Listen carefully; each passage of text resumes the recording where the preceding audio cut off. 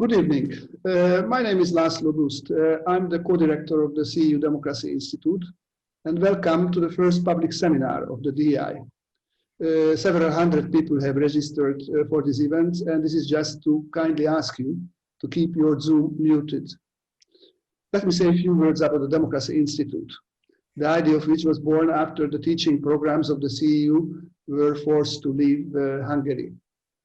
DEI wants to enrich CEU's intellectual mission and reaffirm its presence in Budapest. Its goal is to serve as a world-class hub of international and interdisciplinary research, teaching, and public engagement, committed to the revival of democracy. We dedicate our first public event to the discussion of the broader implications of the elections in the US. We asked 4 distinguished scholars to share their idea with us on the question how the outcomes of these elections might affect the evolution of democracy in America and worldwide.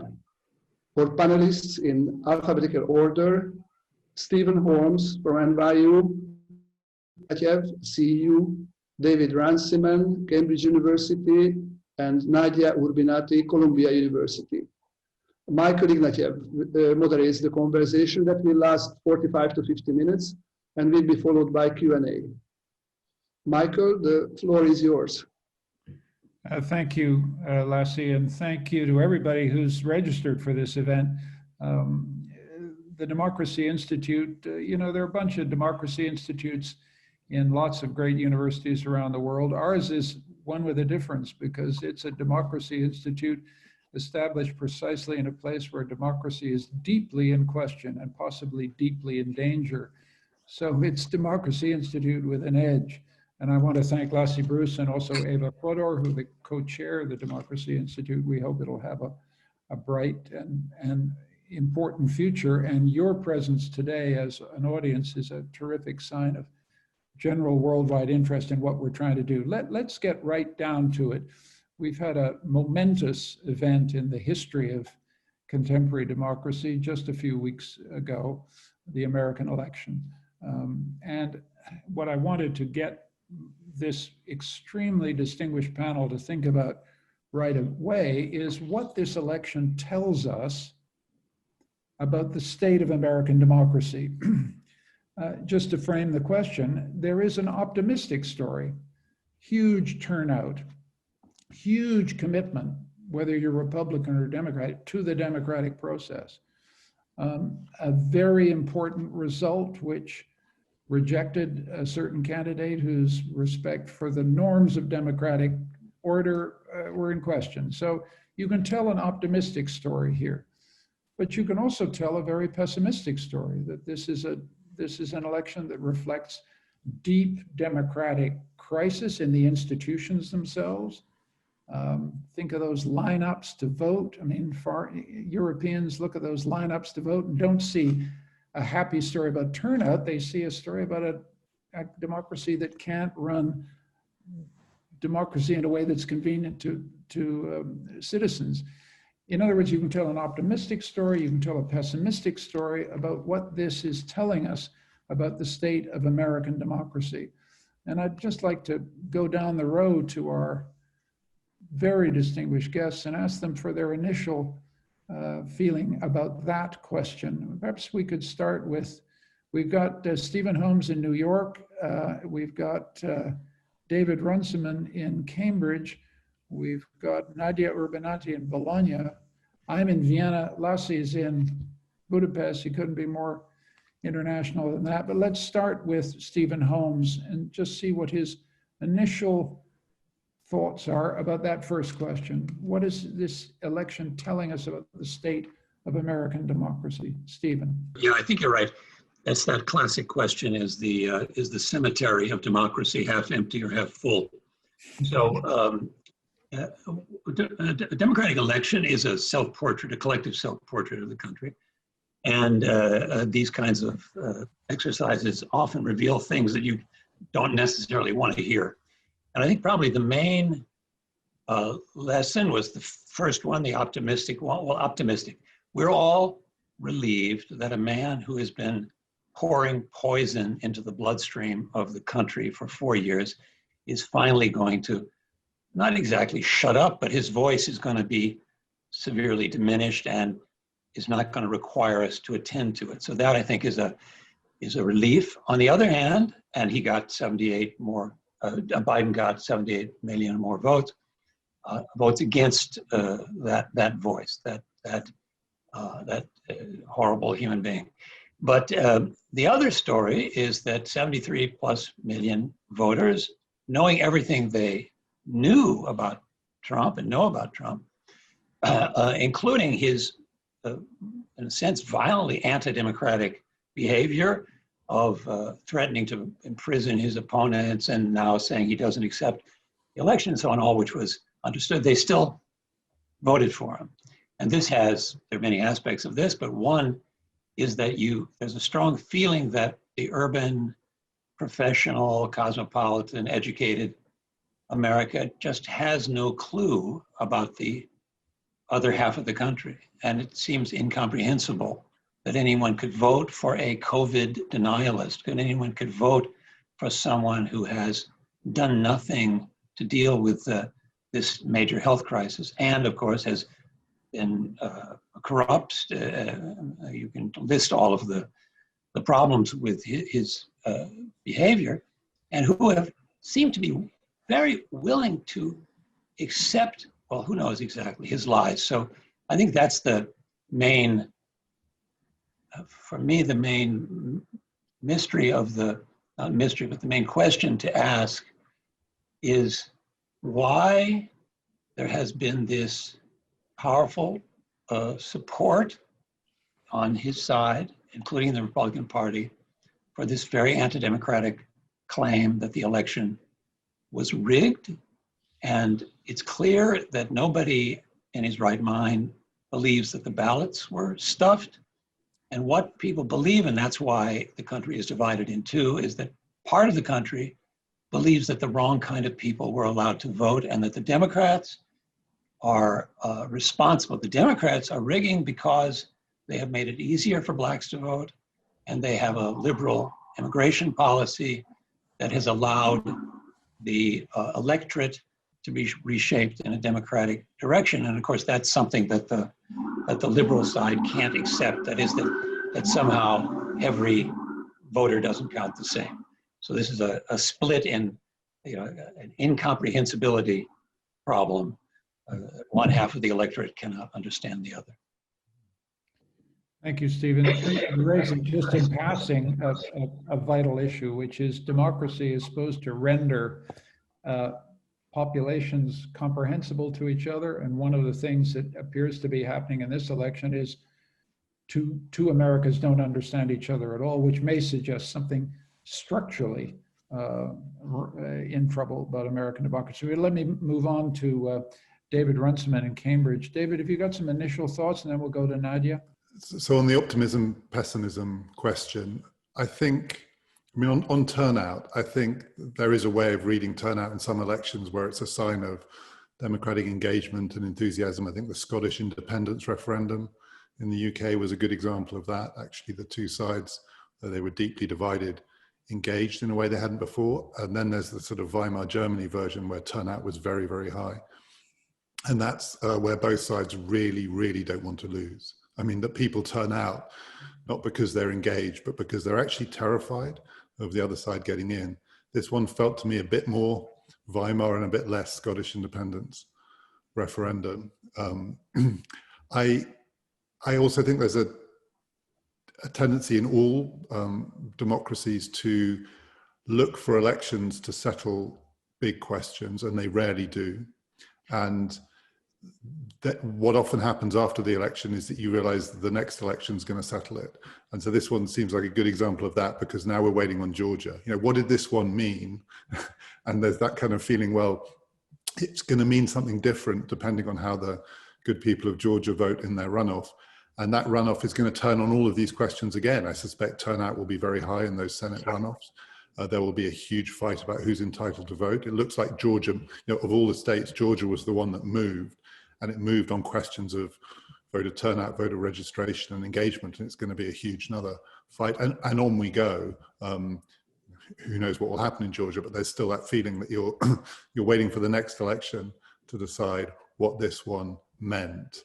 But overall, I think what makes this one stand out is that I think, as Stephen said, though a lot of people voted for Donald Trump, and there is a deep mutual incomprehension, I think the fact that he is a one-term president, which is rare, and I think actually this was a COVID election. I mean, my sense of it is that absent COVID, Trump would have been re-elected, particularly if you look at some of the states where it moved enough among older voters against him. I mean, who knows, but earlier this year, he seemed actually to me quite well placed, and that it may be, though not for many people for enough, COVID was the issue.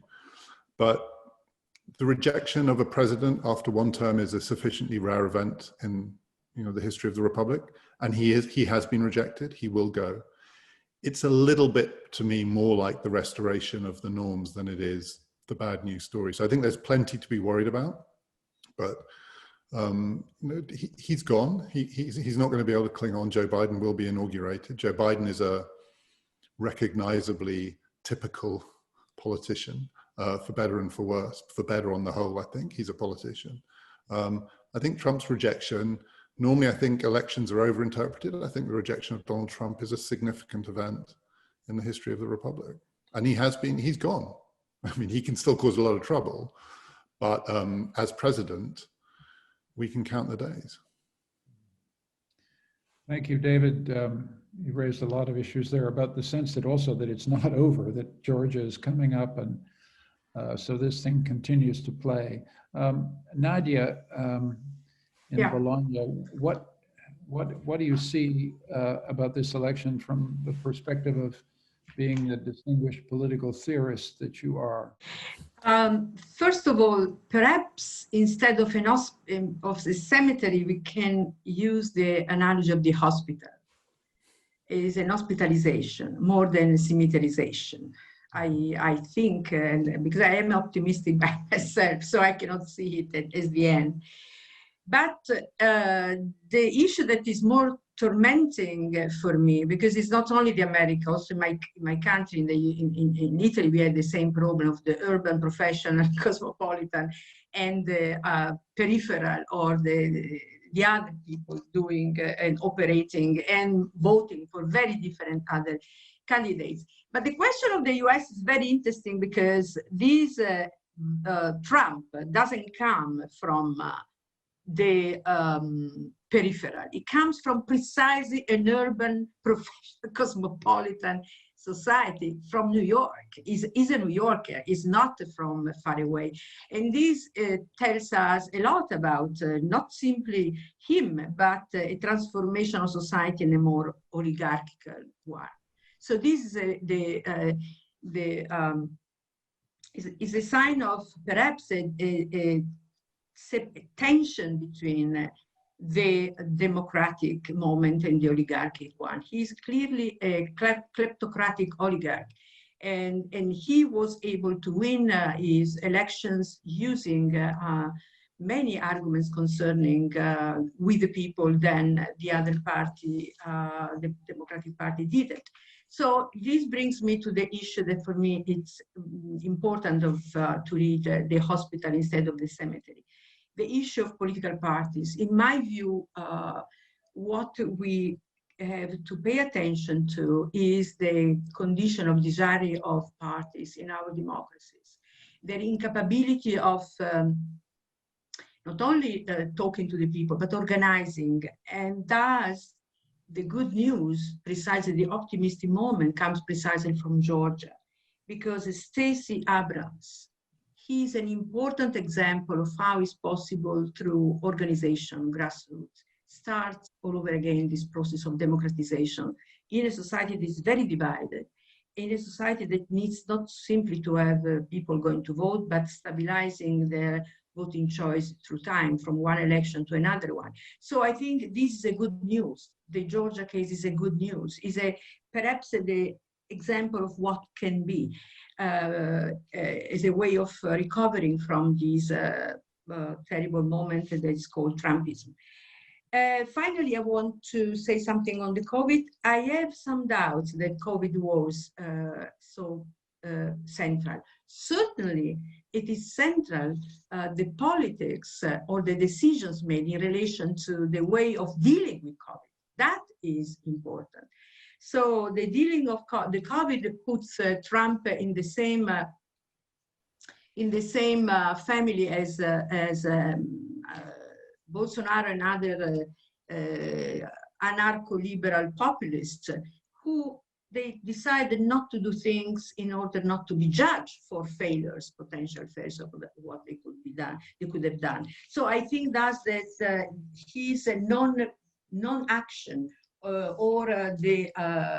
in front of the COVID was an important element, more than the COVID itself. But this is marginal.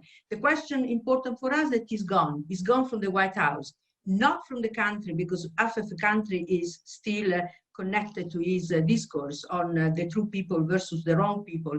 That is a strongly populistic divide of the country. But one step out of the house, the White House, is already an important step.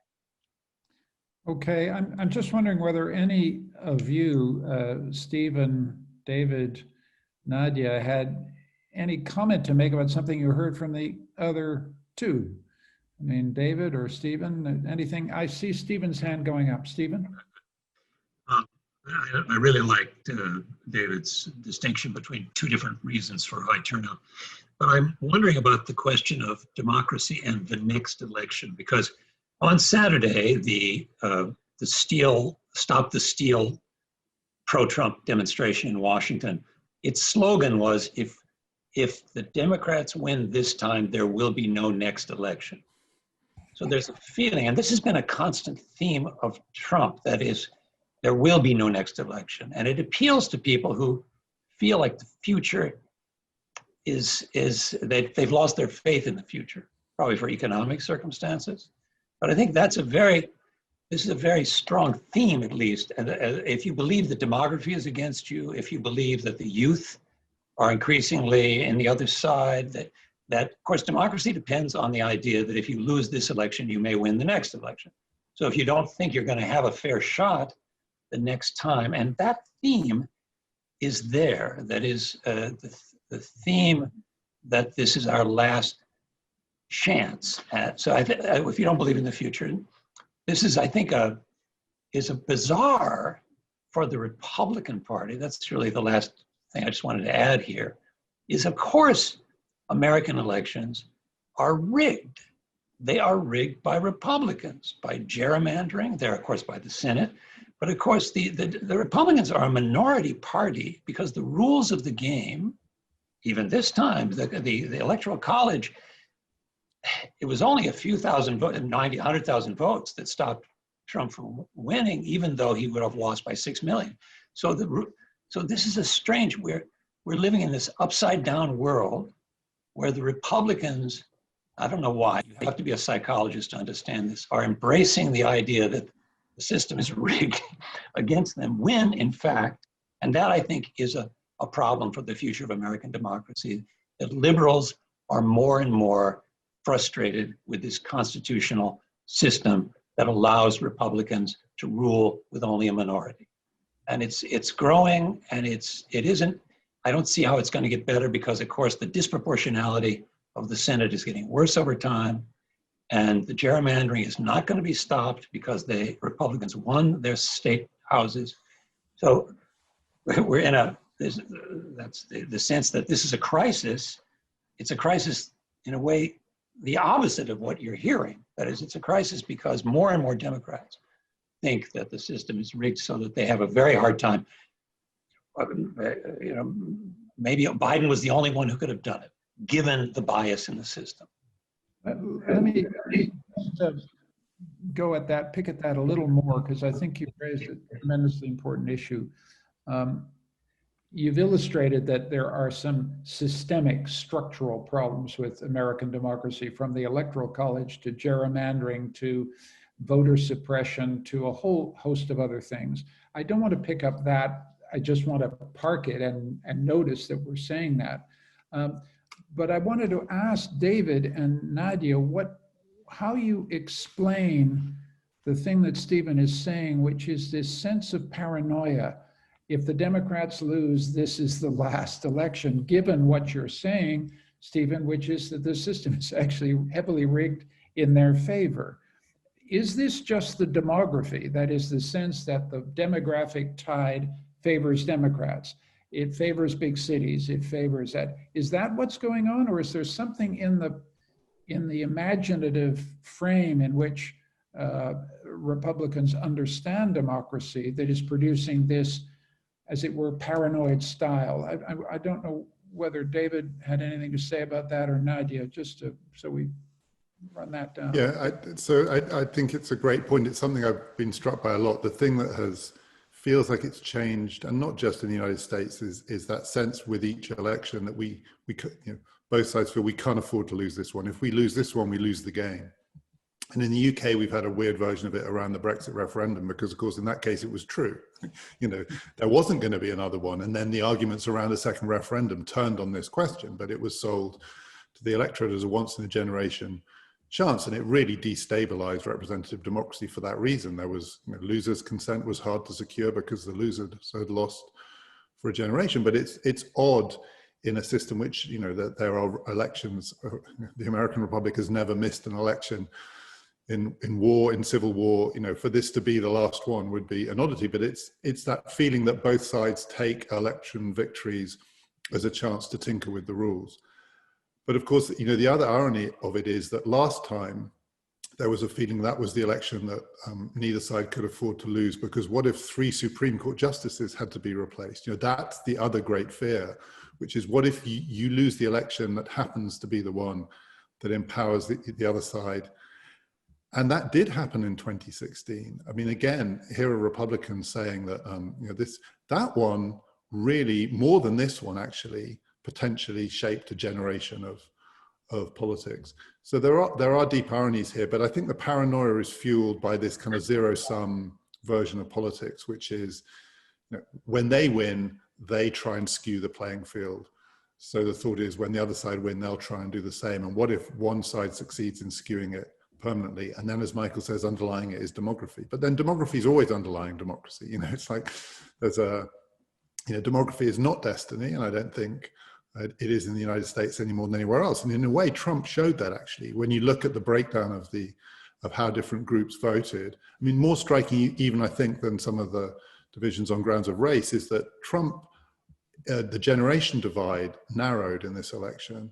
So older voters who are overwhelmingly pro-Trump in 2016, there was a shift to Biden, and significantly more younger voters actually voted for Trump.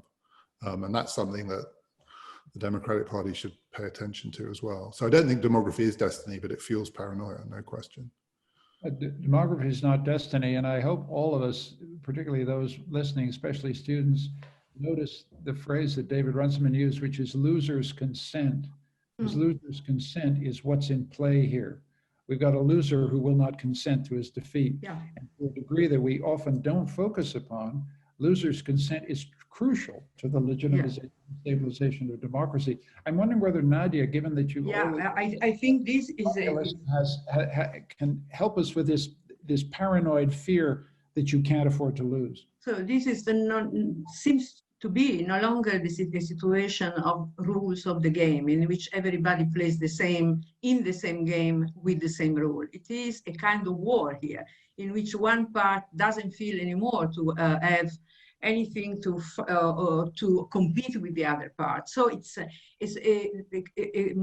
society or a national unity in the name of which a constitution was for a long time,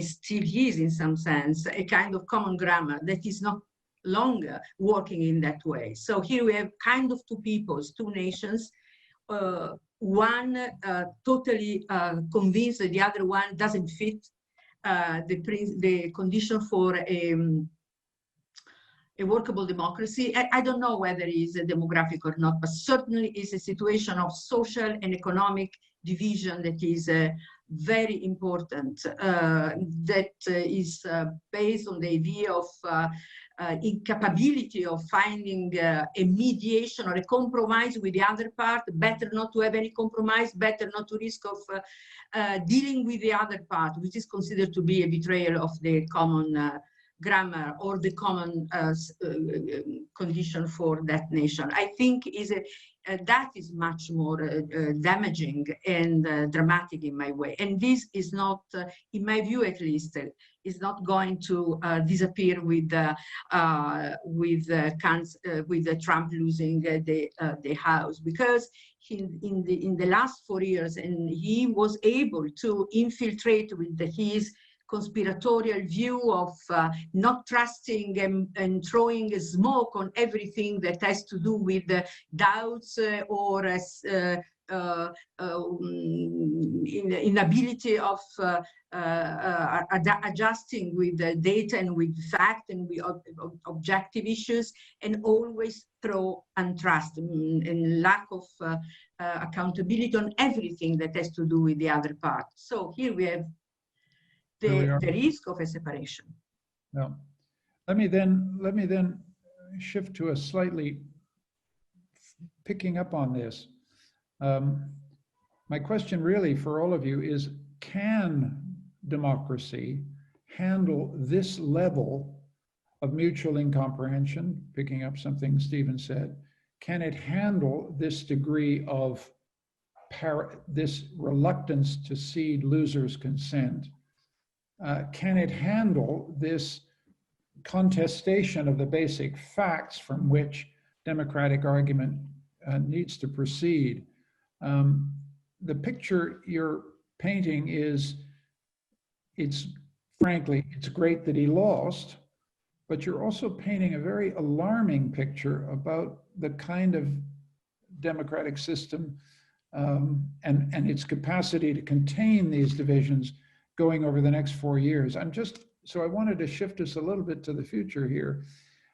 Given the hand that you've described, how is any president, how is any political system supposed to handle these divisions? David, Stephen, David. So to connect that to what we were just talking about, I mean, it's not just about Trump, that's the other thing. So, Yes. So to my mind, the most egregious sort of norm breaking was McConnell refusing to allow Barack Obama to get his Supreme Court nominee on the grounds that it was too near to an election. I mean, it was so brazen. It was it's not a kind of post-truth cynicism. It's just a sort of cynicism. And that's not about Trump. I mean, that seems that this is deeper seated than that. And McConnell is still there, and that version of politics is still there. And then it coexists with this much deeper mutual incomprehension, not just different worldviews, but different understandings of what's at stake, that's so fundamental and so deep-seated. But I remain reasonably optimistic that the great merit of democratic politics is its ability to surprise us. And we should never, I mean, I think we're too cheery when we're cheery about it. And there have been cheery moments. I mean, just remember how euphoric people were in 2008 when Obama won.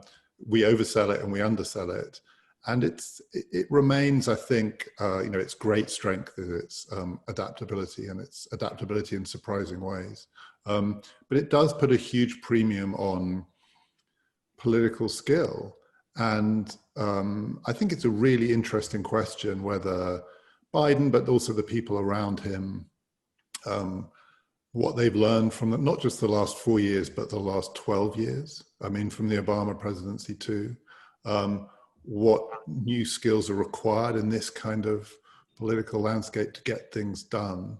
But I don't think it's hopeless by any means. And again, I think the last 4 years have been distinctive. The 8 years before then were pretty distinctive. We're still living in the world post the financial crisis, which remains the central event in democratic politics for the last 15 years. And I think there's still a great scope for new kinds of political coalition building, but it takes skill. It takes enormous skill, and we'll have to wait and see. But I wouldn't rule it out. But going to... Could I continue on that, Mike? Yeah, please. Yeah. So this is, again, just a way to test David's optimism. So the Georgia, Pelosi and the 48 Republican senators are going to be able to approach the Georgia electorate and say that if you vote for the Democratic candidates, you're going to get a stimulus package, a huge stimulus package. It's going to be within 3 weeks. The payoff is going to be immediate.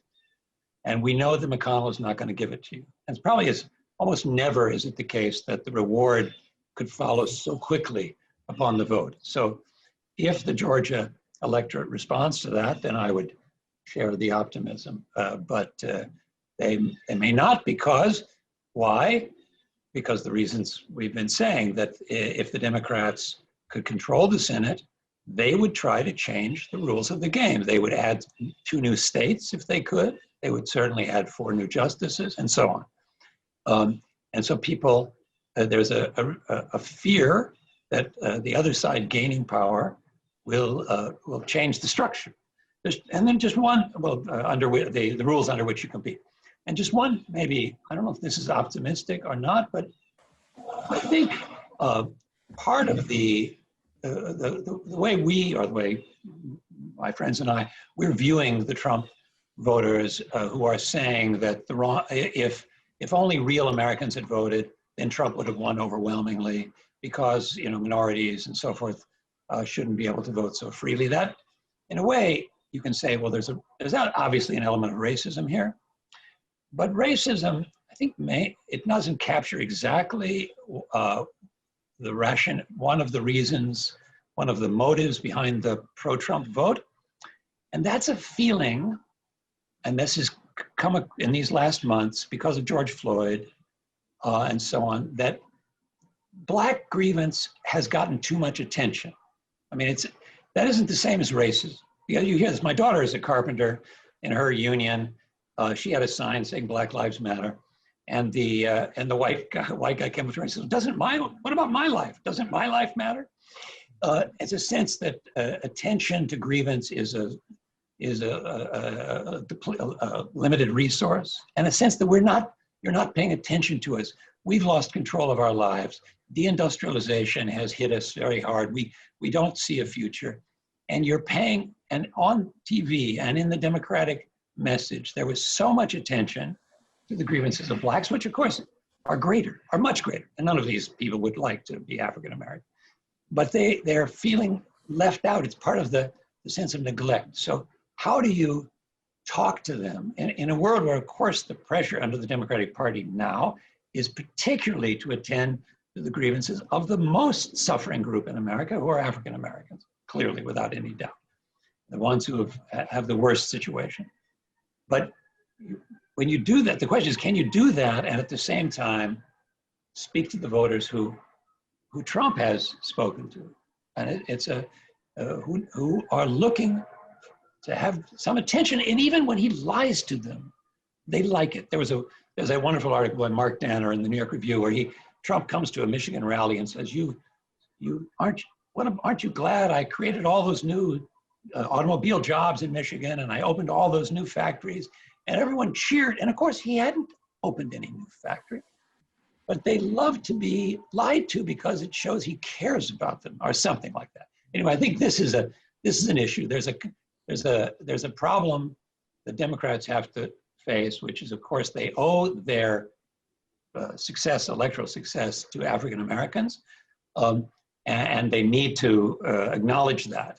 On the other hand, that's part of the issue. That's part of the problem. That's part of their backlash, for sure. Let me just go briefly.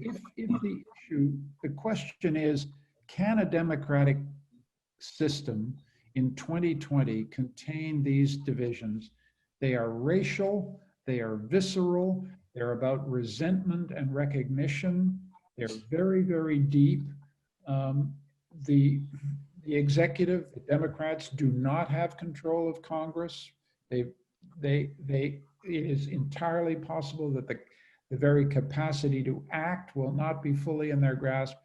In that situation, can a democratic system contain the divisions that Stephen has so eloquently described? What do you think? Well, this is very totally pessimistic. There is no way out from that if this is the situation. I resist that not because it's not real. It's Stephen has pointed on the right issue, that is these radical situations of incommunicability and grievances and accusation of one part against the other one. How to exit from this, this situation that is locking people inside of their own position without any possibility of compromise with other different situations. So I think that the role of parties is important here. The role of parties that is relevant because in this case the Democratic Party to the ability of reconquering the discourse on political program concerning not only parts of societies that have been marginalized and they feel to be marginalized, but also to make them part of a national narrative that is unified. That is important for me.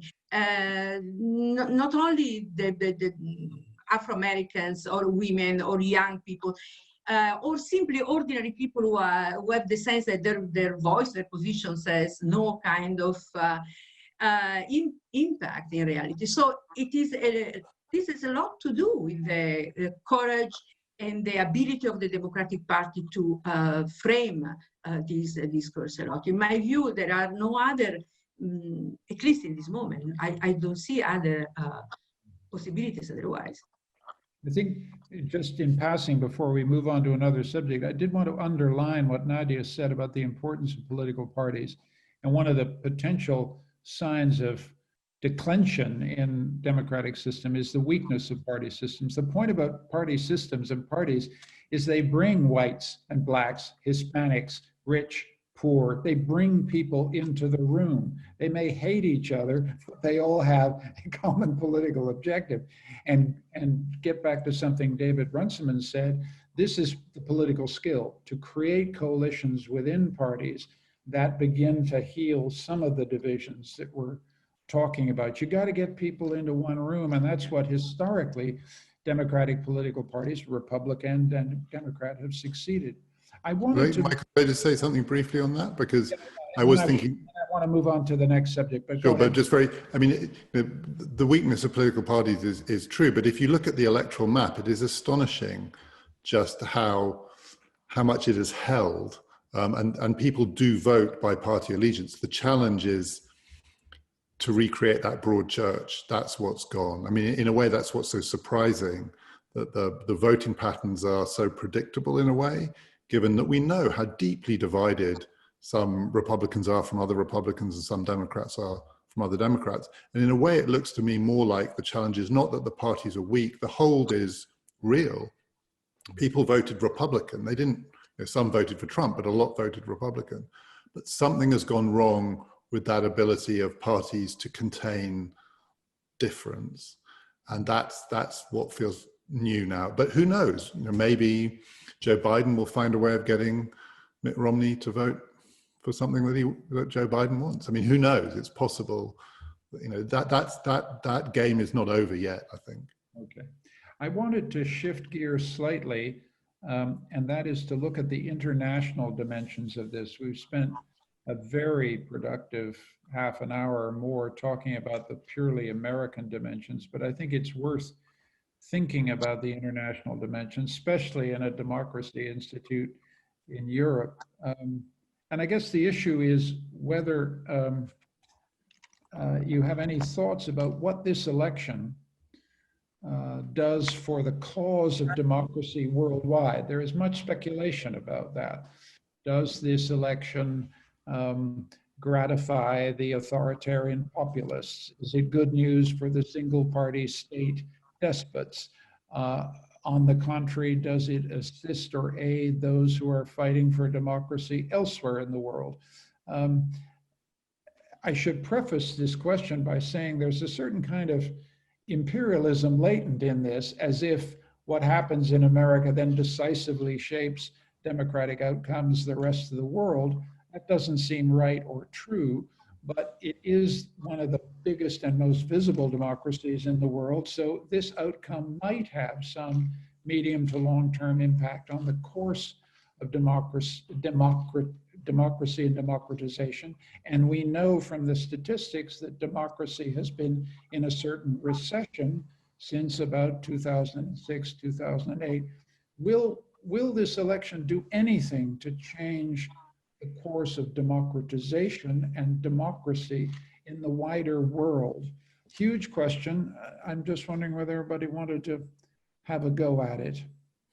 David, Nadia, Stephen? Well, simply few, just to start the conversation. If a student of mine today in class, a Chinese student of mine, told me, you see, I mean, we are witnessing here even the decline of the American democracy, because of course this election shows that this is not a very functional system after all. And so the story as usual that we know about. Of course, this is one of the issues emerging from these disgraceful moments, or 4 years and more than that moments. But there is also the positive side to see. In my view, at least in the West, particularly in Europe, the exit of the end of Trump's rulership in the White House has and may have an important impact on our democracies, but particularly because those sovereignists and populist right-wing aggressive movements and parties which received a lot of support from Bannon or Trump, they are going to be less,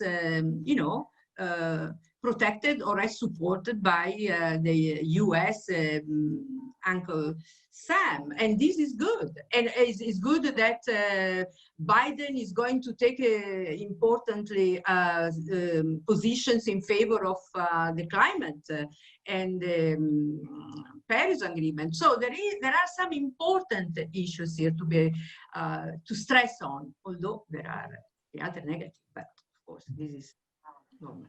David, Stephen?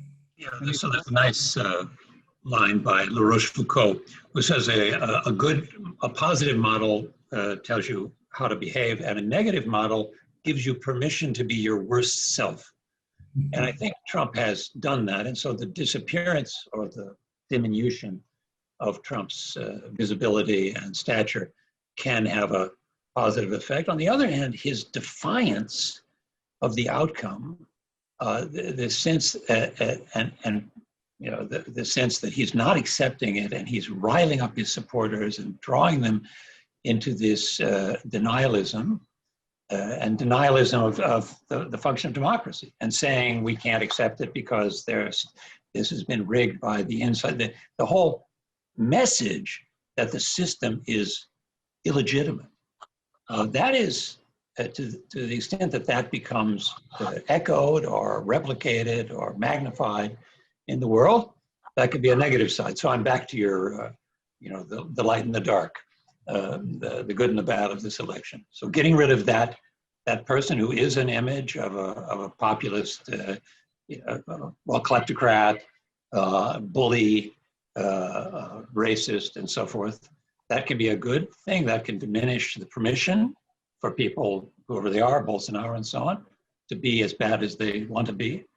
On the other hand, this act of defiance is an attempt to live on after he steps down and to have an impact.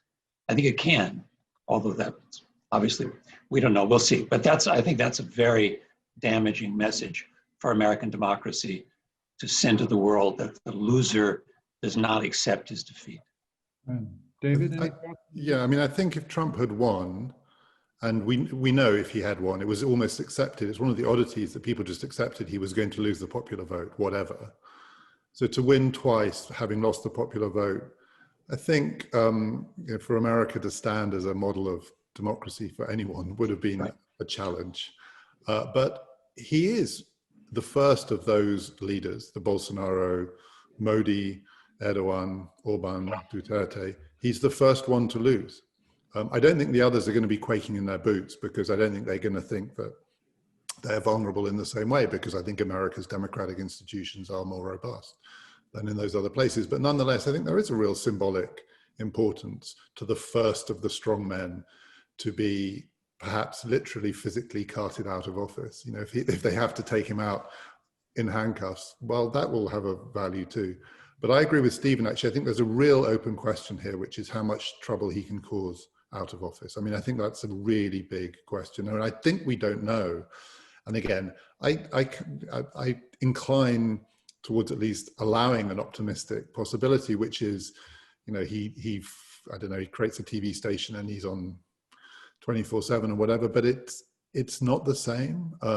He is a little bit of a busted flush, but it really does depend on how many people he takes with him and how many people are willing to stir up trouble on his behalf. And I think we don't know that. You know, he will troll Biden from the first day to the last day of the Biden presidency every day, every hour of every day. That could be damaging, or it could actually get quite boring. So let's be optimistic and think it might get boring. Is there another way to think about this, though, which is in a broader historical context, that we may be witnessing the slow ebbing of America as the democratic model? It has a 200-year-old constitution. There are many other forms of democracy, many other representative systems. Democracy doesn't just come in one American size, it comes in all kinds of models. Parliamentary democracy, there's some Scandinavian democracies. I mean, you know, there's a rich flowering of democracies. And is it possible, in fact, that we're looking at the recession, the slow recession of America as the guiding democratic model for what used to be called the free world? Are we trapped, in other words, in a kind of worn out model of American democracy's exemplary role in the world? Because that might be just in the shadows here, but might actually be an important factor, especially when David says, and Stephen says, look, we're going to have Trump trolling Biden. I mean, that is absolutely a television spectacular you want to turn off and go to another channel on. Do you know what I mean? And just so it's an issue about America's place in the world as the exemplar of democracy. Does anybody have any thoughts about that and whether we're witnessing the passing of that slowly? Let me say something very briefly on that, because I think the fixation on the American federal government as the model of democracy for the rest of the world must be in decline. But America is more than its federal government. And I mean, I think we may be entering an era, and not just in the United States, where there is real interest in robust, dynamic experiments in democracy outside of national governments.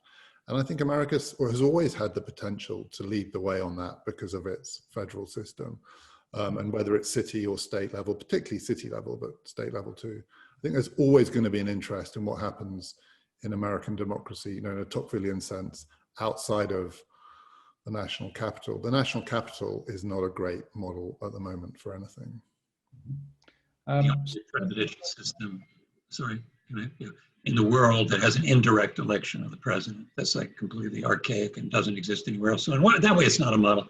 But I think, Michael, your question kind of assumes that being an exemplar of democracy does not depend on your being very powerful, militarily particularly, but also economically and so on. And it may be that what's an example to the world, if you take away the power, that is then as an example. I mean, Europe may have, Scandinavia may have more beautiful democracies, but are they models if they're not dominant forces internationally?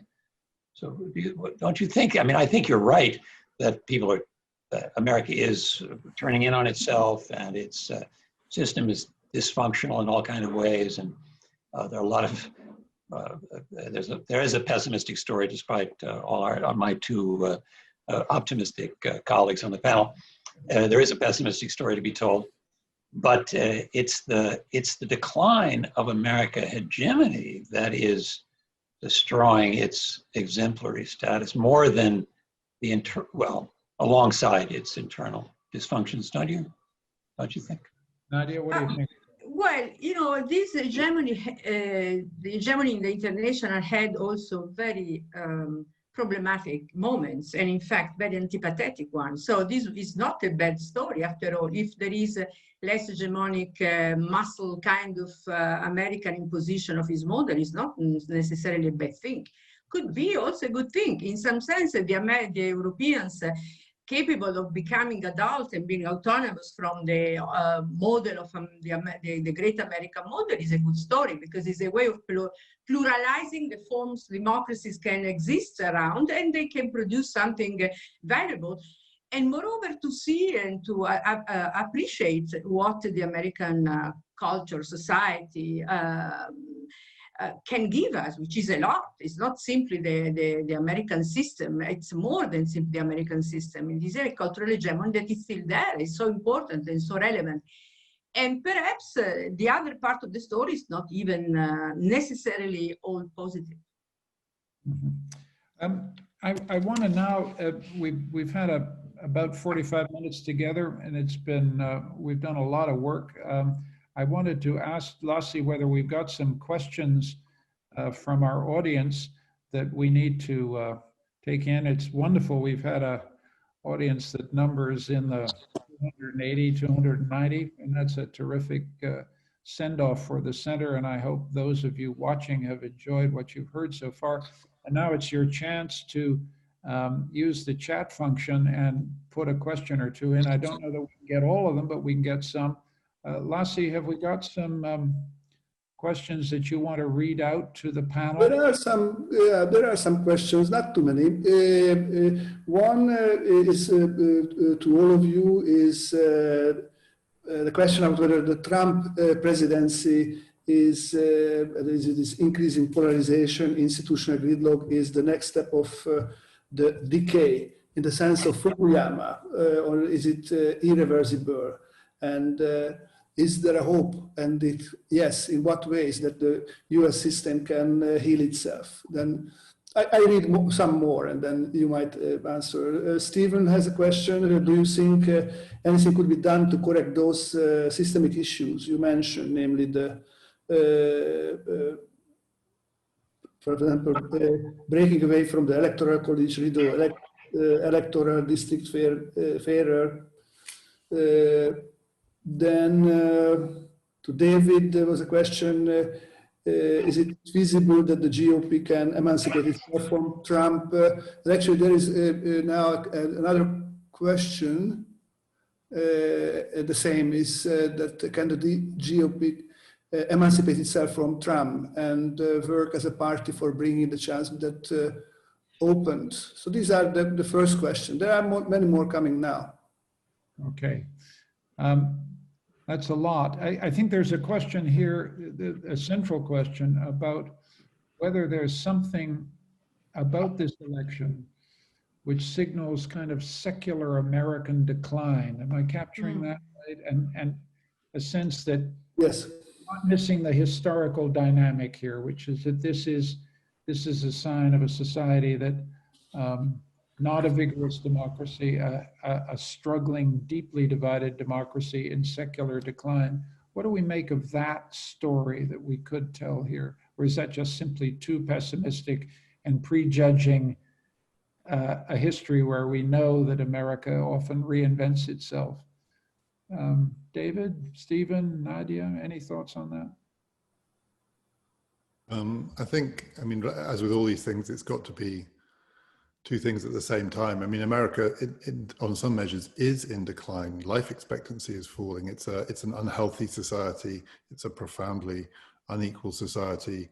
In many ways, it's no longer a dynamic society, but it's also the home of the world's most powerful corporations. I mean, we haven't talked about that at all. I mean, I think a huge question for the Biden presidency is he going to make good on any of his talk about regulating the big technology companies? That's just, you know, a big, good, old-fashioned question of democratic politics. Can the elected representative of the nation take on corporate power? That's a story that's as old as anything. And the next 4 years will be an interesting test of that. America is, you know, it's in decline in some respects, and in other respects, it's still conquering the world, and that will continue. I think on this broad theme, the one thing I would say is that this is not just true of the United States. The history of stable, established democracies show us that the hardest thing is institutional reform.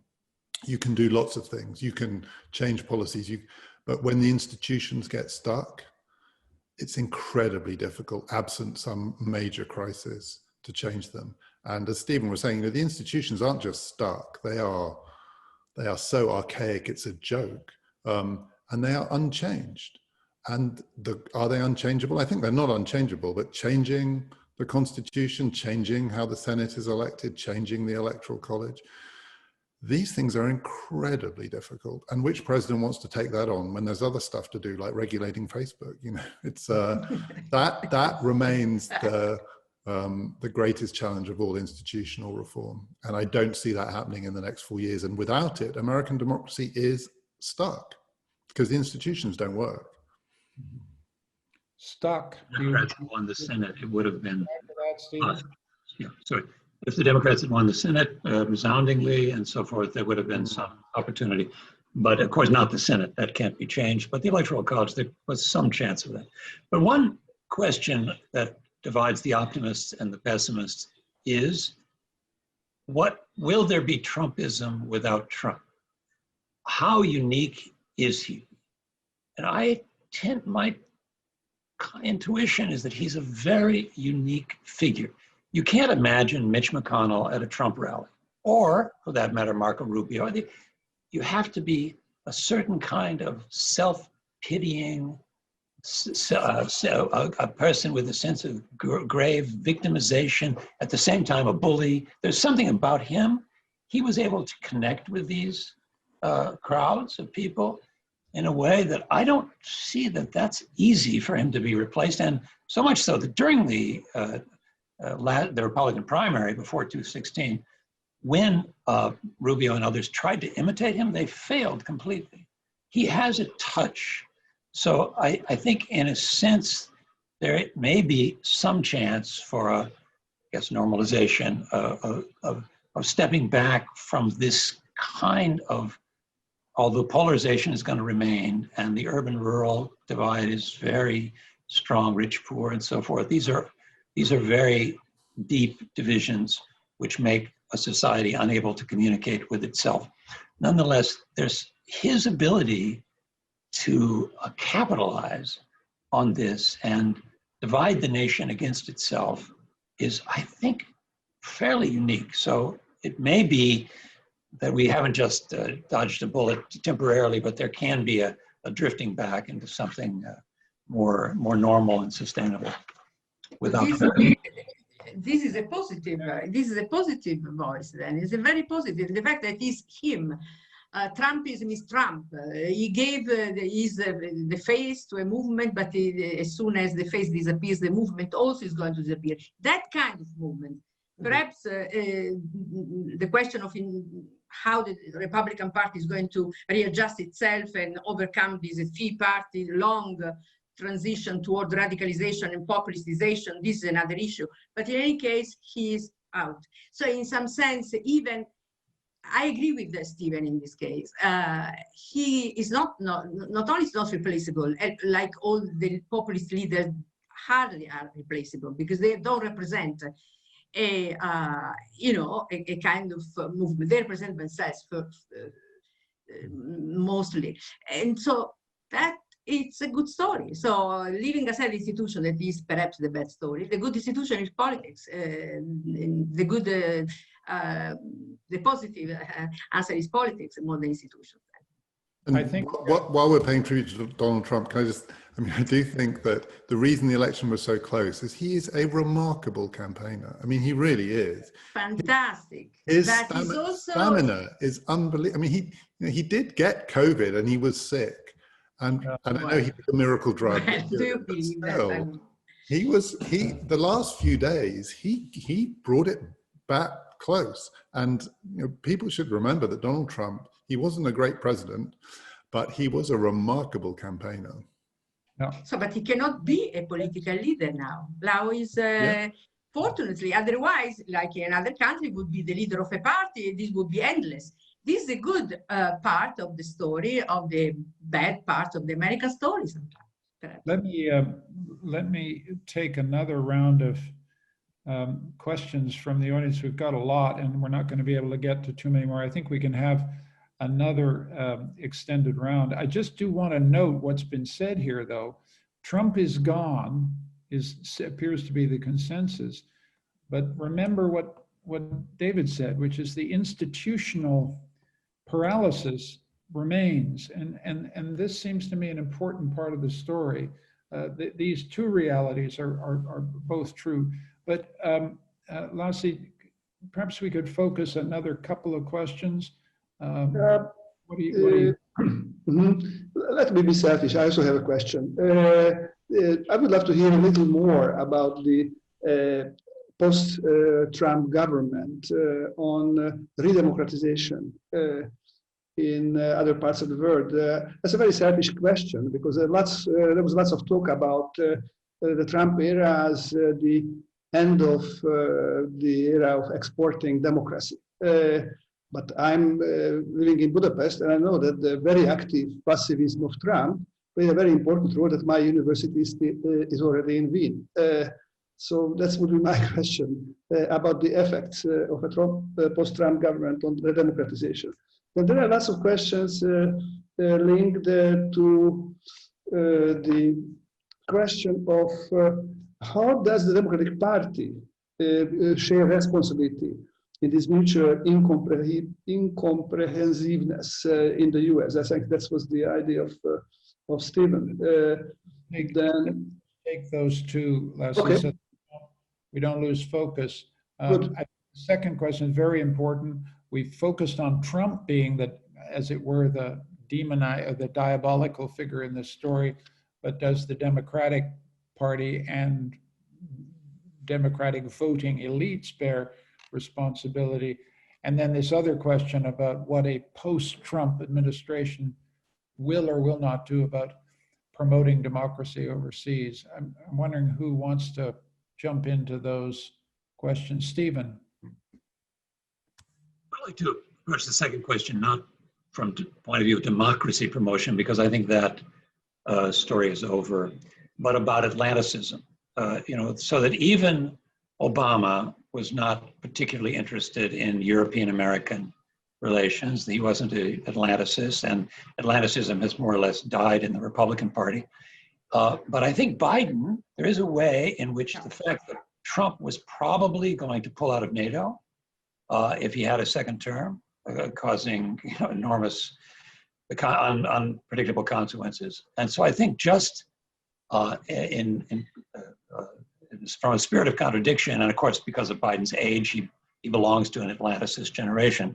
So I think there will be, at least at the beginning, an attempt to recreate, reinvigorate the American-European relations, which of course, given my age, that's the world I grew up in, so that gives great comfort to me. As opposed to saying we're going to spread democracy around the world, since that has had, because of Iraq and so forth, this is a pretty discredited idea. But I think that can be a very hopeful thing because, of course, America and Europe, it is one civilization, and we need to deal with problems together, including China, obviously. And I think that probably is going to be one of the signatures of the post-Trump Biden administration, to reverse this back-turning on our allies, particularly our European allies. And I think that can be a very positive thing, and that's something the executive can do, even if Mitch McConnell is obstructionist on all kinds of other domestic policies. Can I ask David? Can I ask David and Nadia to comment on the other question, which is in the chat window, about whether the Democratic side of the argument, metropolitan elites, are also bear deep responsibility for the division, the incomprehension in American society. We focused almost exclusively on Trump, but what's the other side got to play in terms of responsibility for American divisions?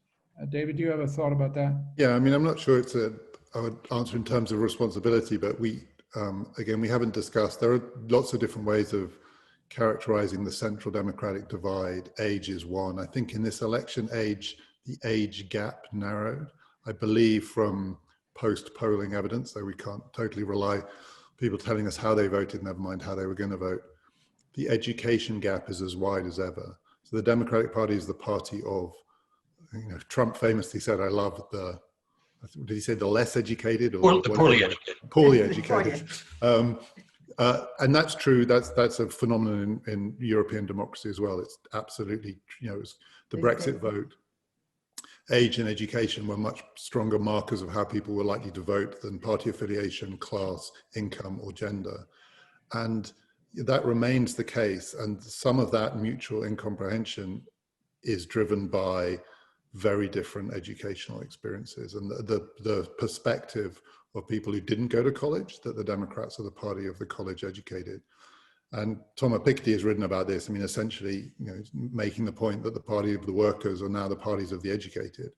But until you understand that fact, it's very hard to understand how to think about 21st century democracy. I don't know if that makes the Democrats responsible, but it's a huge issue. And it relates to something I've thought, if you take that seriously, is a real issue for representative democracy around the world, which is that having a college or university degree is an entry requirement for being a politician now. So every single member of the United States Senate went to college. Almost every member of the British House of Commons went to university. If whether or not you went to college or university is the divide in our politics, our representative institutions are deeply unrepresentative. And that is going to feed resentment, no question. Yeah, I totally agree with this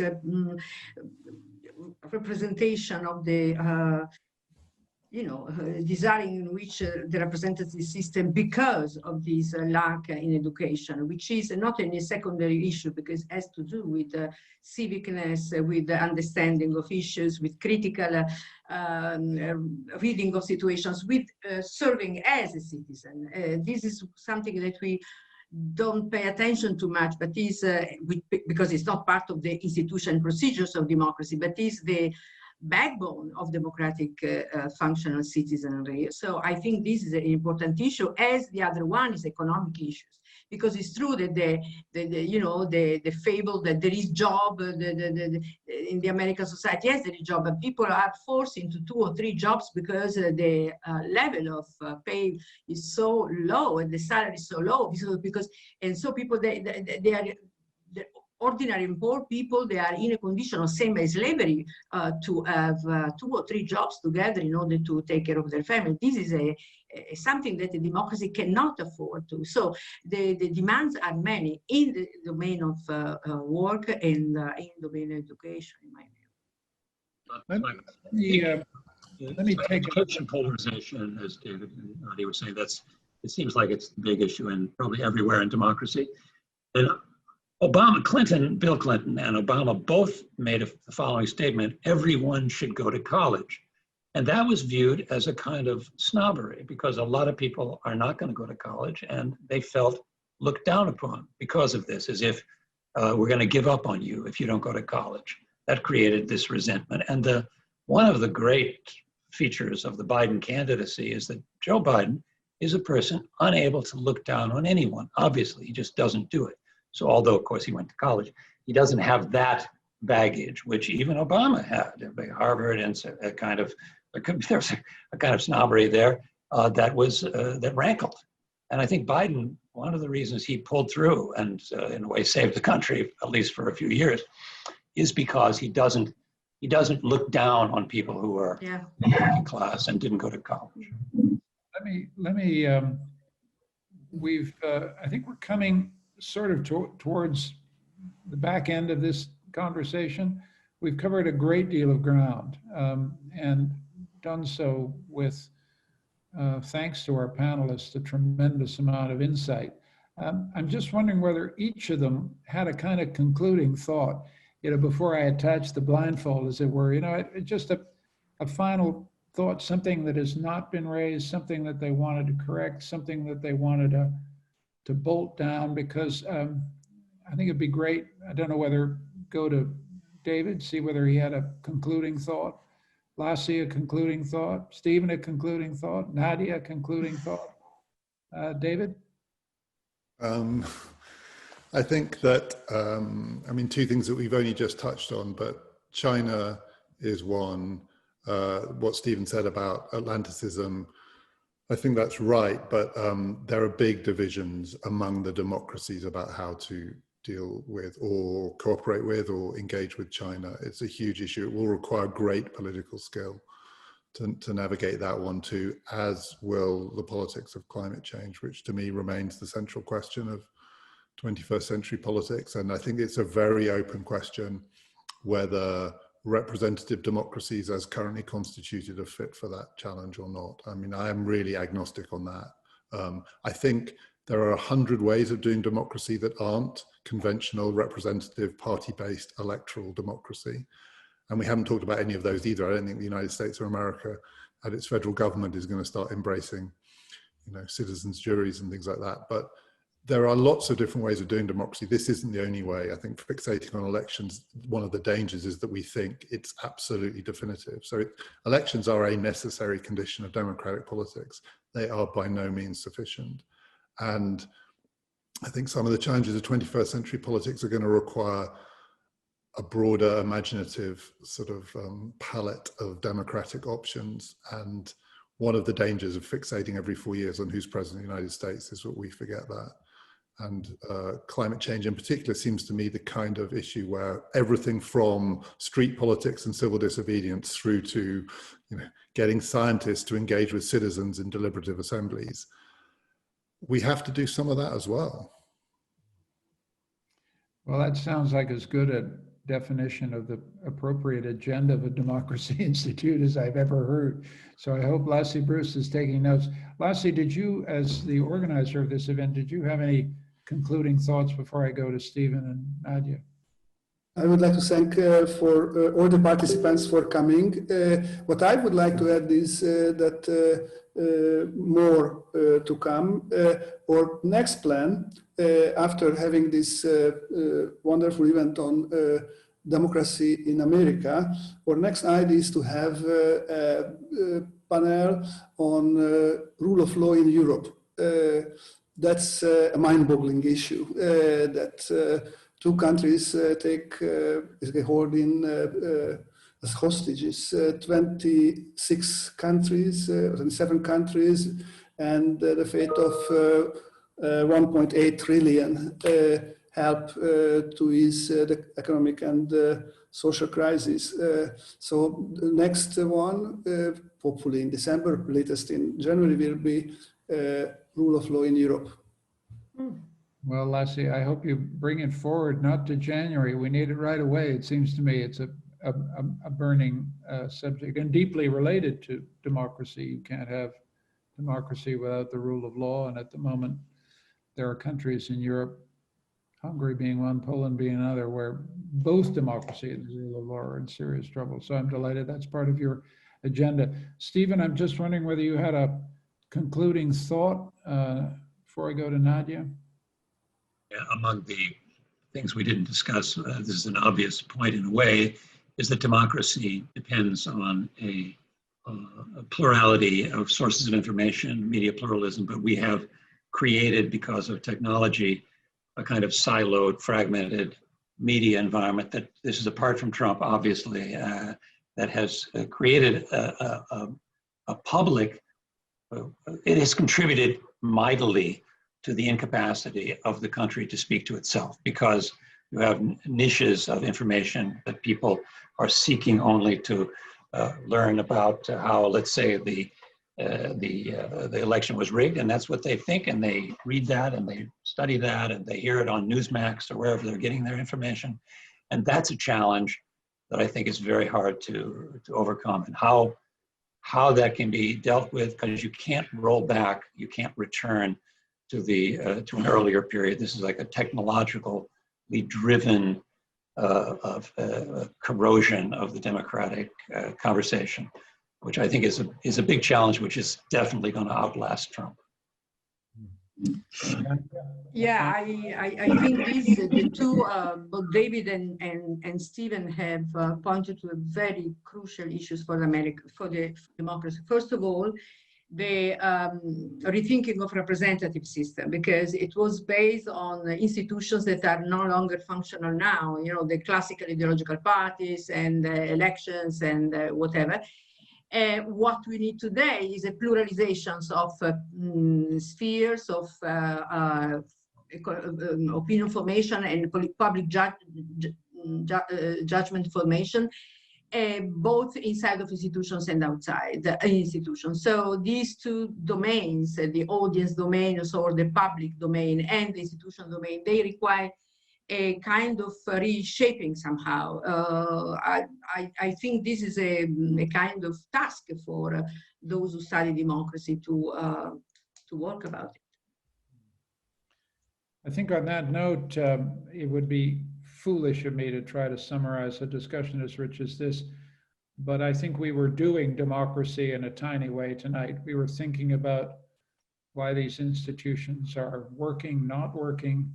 We were trying to imagine what issues are not being focused together by our democratic institutions. We were trying to imagine other ways to do democratic debate. And in a small way, this is what democracy is, this discussion. We weren't able to hear everybody who had a good question, but I hope we heard some of them. It just remains for me to thank Nadia Urbinati from Columbia, David Runciman from Cambridge, Stephen Holmes from NYU. But most of all, I want to thank the nearly 300 people who tuned in to listen. All are part of this. It was a wonderful beginning to what I think will be an important institution for Central European University. Thank you all for being part of this. And above all, thanks to Laszlo Bruszt and Eva Fodor for putting this together. Goodbye.